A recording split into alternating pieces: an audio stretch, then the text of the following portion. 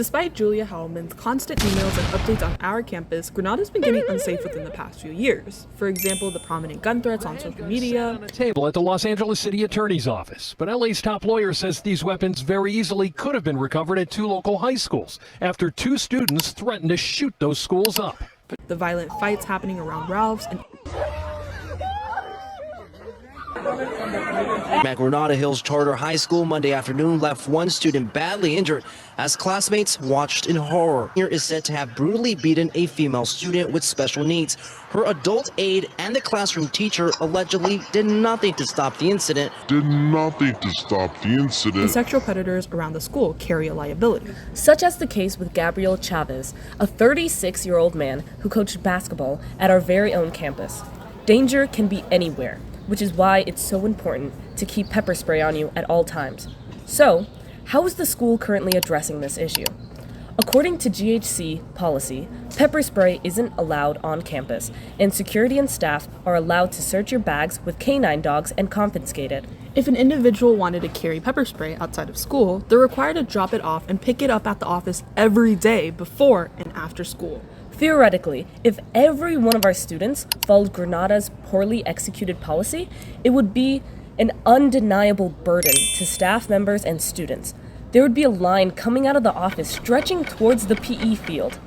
Allowing all GHC students to carry their pepper spray with them throughout the school day would take away that inconvenience. I'm Carrie and I'm a 10th grader.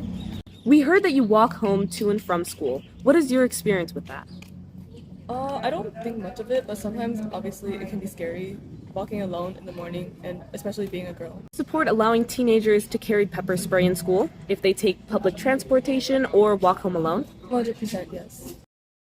According to the ScienceDirect.com, a renowned database researched by professors, statistics have shown how often pepper spray is actually used. Look at the data. People carry pepper spray, sure, but how often do they actually use it? It's not just about spraying it, but it's about having the confidence to know that you can protect yourself if needed. Of the 71 respondents, 17 respondents owned pepper spray and had bought it as a self-defense mechanism, but only 1 respondent had actually used pepper spray before, ironically using it as training for their job and never in a live situation. The current pepper spray policy is really inconvenient for students who take the bus and have a specific time they must make it to the bus stop. It places a burden on parents too, that since pepper spray is not allowed on campus, parents don't trust their kids to walk outside of school without any method of self-defense. Have you ever felt provoked or unsafe near school? Yeah. Yes. Yes. A few times when I was out with my friends. Yeah. Yeah, definitely. However, some have raised concerns, stating that students may use pepper spray in school fights. This is advanced physics, right? Firstly, pepper spray is generally non-lethal and doesn't have any long-lasting effects. In addition, it could end an attack without using any physical force or violent action. We propose adding parental permission slips at the beginning of each semester that would state the serious consequences of usage in non-dangerous situations. This is proven to mitigate the chances of teenagers misusing the self-defense weapon.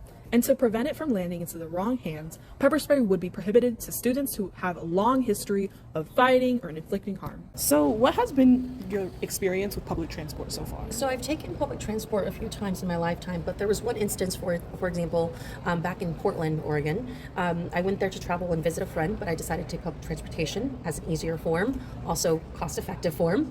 And there was a gentleman who was having a mental breakdown of some sort. Maybe he was having an episode of some sort, but he started acting erratically and getting into people's faces and yelling at people and shoving people. And it got to the point where I felt very unsafe and I had to keep moving to the other side of the subway, or I think it's called the subway, maybe it's called something else, but I just didn't feel comfortable. And I had to make sure that I was holding on to my things and I was keeping it on, and luckily I had a friend with me on that public transportation ride, but at the end of the day I still didn't feel very safe. Do you feel safe for your son to take the public bus for school during the time period where crime spikes happen to be very high? Absolutely not. I don't feel comfortable with him, or when he gets older, taking public transportation. GHC should get with the times. Similar to California State University campuses, they should allow students to carry small canisters of pepper spray in their backpacks. One thing I know is that I won't stop fighting until my pepper spray doesn't have to leave my backpack, along with my other daily essentials.